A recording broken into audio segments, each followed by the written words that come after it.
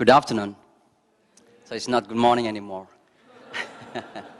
Dr. Lee, when you put the religious leaders at the end, you have a trouble.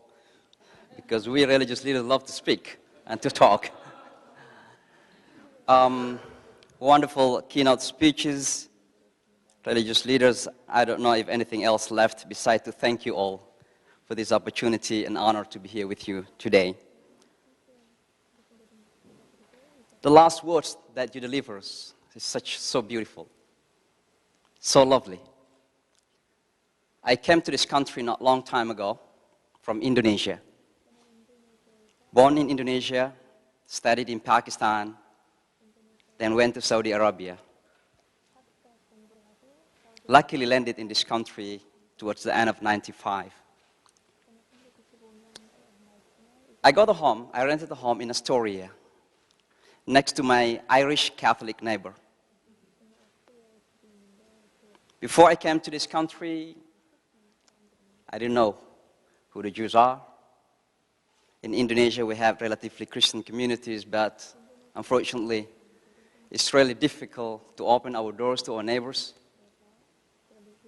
It was my Irish Catholic neighbor, honestly, that opened my mind to what I call today the other.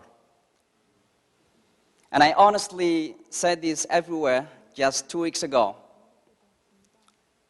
at one of Presbyterian church in Manhattan, that I did not study Islam for the non-Muslim, from the non-Muslim friends. But I have to acknowledge that I did learn how to be better Muslims from my friends. Now, we are living in the world of full paradoxes. The world has become smaller with the advancement of technology, with the speed of information and transportation.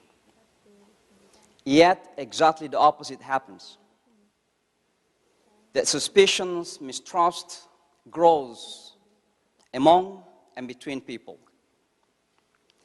And I can hit the nerve here. The reason is simply because, including the religious people, because we are wrong in the way we see our religion. Instead of worshiping God, instead of enhancing our spirituality, instead of taking our common humanity, as Clinton said, beautifully mentioned by you, Dr. Abadi, we came to worship our traditions and our religions. So we are becoming religion's worshippers rather than God's worshippers. And for that, as Muslims, I know that my Quran challenged me. When it says, "O people of the book, come to the same common ground," and that is worship none but God, worship none but God. And the more I interact with my non-Muslim friends, I came to the understanding that the meaning of worship none but God means God is universal. Humanity is universal. Spirituality is without any bounds. But religions are limited. So this is the most important challenge for us religious leaders to tackle. To go beyond the barriers that had become the division between us. And as we are celebrating the World Interfaith Harmony, I would like to give what the Quran and Islam mentions. O mankind, we created you from a single father and mother, man and a female, man and a woman. And we made you into nations and tribes. Many centuries ago, the word nation is not nation state that we understand today. It's about groups of people. So you have Jewish nation, Hindu nation, Buddhist nation, Christian nations. We made you into these different nations for one purpose. And that purpose is, in the language of the Holy Quran, لِتَعَارَفُوا. So that we come to know one another. But that is just the beginning of the journey. By knowing one another, we can develop at-tafahum in Arabic language, and that is understanding. By developing an understanding, then we can grow the sense of compassion, humility, humbleness. But beyond that, we can develop cooperation, at-ta'awun in Arabic language. I'm not an Arab, Dr. Abadi can correct me if I'm... At-ta'awun, and that is cooperation between people. And the United Nations have been established for that purpose, unfortunately, is still far away from the mission. But there is also more than that. And that is a shukru, our ability to appreciate one another. And that's why I'm not hesitant to say I learned to be better Muslim from my non-Muslim friends.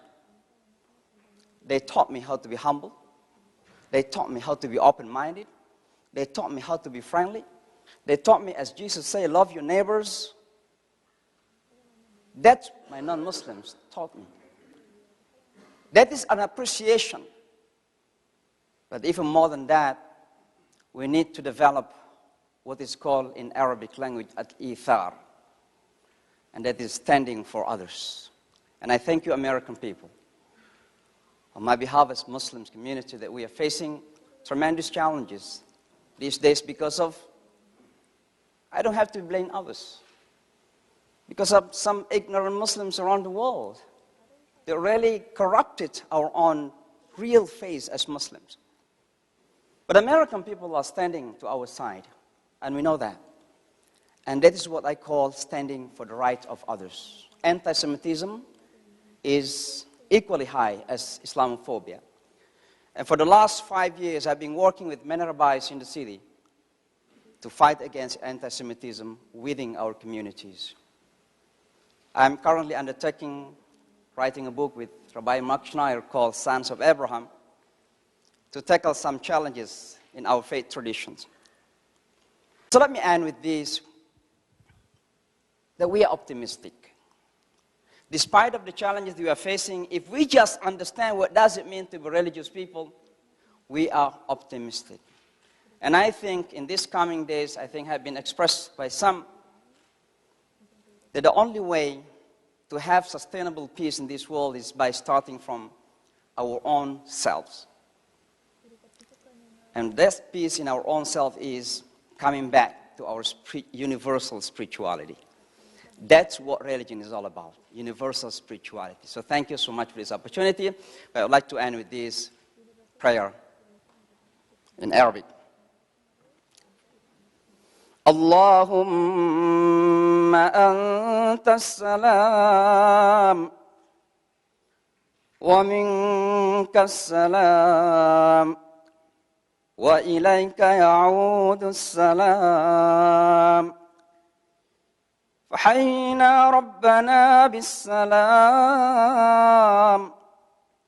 وأدخلنا الجنة دار السلام تباركت ربنا وتعاليت يا ذا الجلال والإكرام.